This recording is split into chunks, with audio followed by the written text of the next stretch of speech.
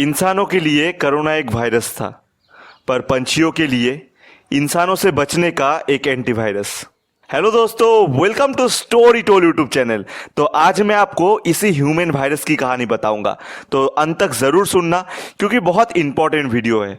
तो truth army, सुनो ये कहानी मेरी जुबानी। एक वक्त था जब ये इमारतें, ये ट्रेन, ये गाड़ी, ये इंसान कुछ भी नहीं था। बस था तो चारों तरफ घना जंगल, नीला आसमान, खूबसूरत रंग बिरंगे पंछियां और उनकी मीठी आवाज।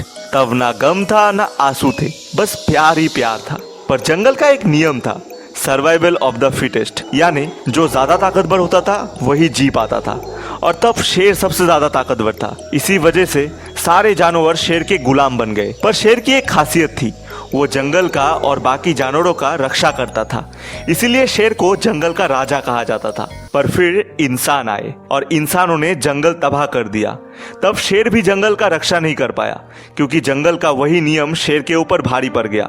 इंसानों ने जंगल तबाह कर दिया, कुछ भी नहीं बचा। ना नीला आसमान रहा, ना रंग बिरंगे पंछियां और ना उनकी मीठी आवाज। सब खत्म हो गया। जंगल के ऊपर इंसानों का राज शुरू हो गया। सारे जानवर इंसानों के गुलाम बन गए और इंसान अपने जरूरत की चीजें, जैसे गाय अपने बच्चे के लिए दूध देती थी, पर इंसान गाय से जबरदस्ती दूध छीन लेते थे। मधुमक्खी बहुत मेहनत करके शहद का एक एक बूंद जमा करते थे और इंसान एक सेकंड में वो सारा शहद मधुमक्खियों से छीन लेते थे। इंसान जानवरों के ऊपर अत्याचार करने लगे, पंछियों को मारने लगे, मासूम जानवरों से उनकी आजादी छीनने लगे, बिना कुछ किए ही उनको पिंजरे के अंदर बंद करने लगे। तब जंगल के सारे पेड़ कटे और वहां ऊंची इमारतें बनने लगी, रास्ते बनने लगे और बड़े बड़े फैक्ट्रीज बनने लगी। और फिर ये साफ हवा और साफ नहीं रहा, नदी के पानी में वो मिठास नहीं रहा, वो नीला आसमान और नीला नहीं रहा, सूरज की रोशनी में भी वो चमक नहीं रहा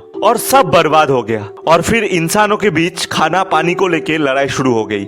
इंसान एक दूसरे को मारने लगे, लड़कियों का रेप करने लगे, धर्म के नाम पर एक दूसरे से नफरत करने लगे।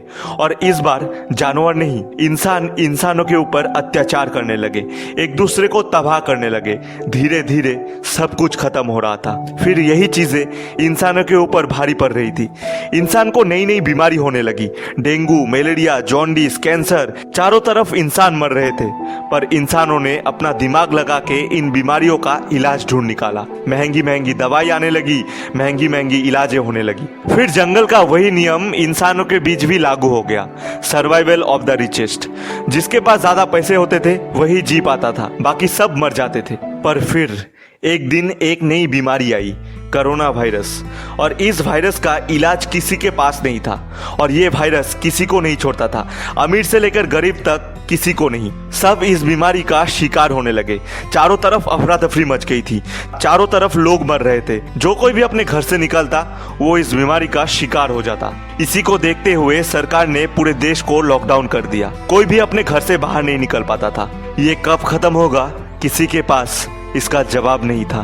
पर एक दिन एक नई सुबह आई, अपने साथ खुशियां ले आई। जैसे ही इंसान घर के अंदर बंद हो गए, फिर से आसमान नीला होने लगा, नदी के पानी में वो मिठास आने लगा, रंग बिरंगे पंछियां आने लगी, अपनी मीठी आवाज सबको सुनाने लगी। सूरज में भी वो चमक वापस आ गया, चारों तरफ खुशियां आ गई, जानवर भी आजाद हो गए, पंछियां साफ हवा में अपनी बाहें फैला के उड़ने लगी। पर इंसान अभी भी खुश नहीं थे, उनको बस विध्वंस दिख रहा था। पर विध्वंस के बाद नया उजाला बस पंछियों को दिख रहा था।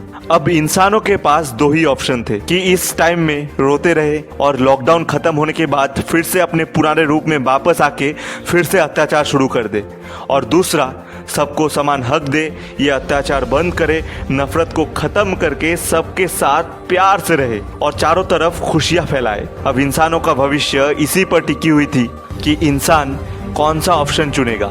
महाभारत में भगवान श्री कृष्ण ने कहा था कि विध्वंस ही नवनिर्माण का पहला पड़ाव होता है। विध्वंस को नहीं, उसके बाद होने वाले नवनिर्माण को देखो और अपनी बाहें फैला के अपने अंदर की सारे नफरतों को खत्म करके उस नवनिर्माण का स्वागत करो। सोचो मत दोस्त, वो दिन आएगा जब नीला आसमान होगा, साफ पानी होगी, पंछियां आजाद होगी और इंसान एक दूसरे से नफरत नहीं प्यार करेंगे और गम नहीं, चारों तरफ खुशियां ही खुशियां होगी।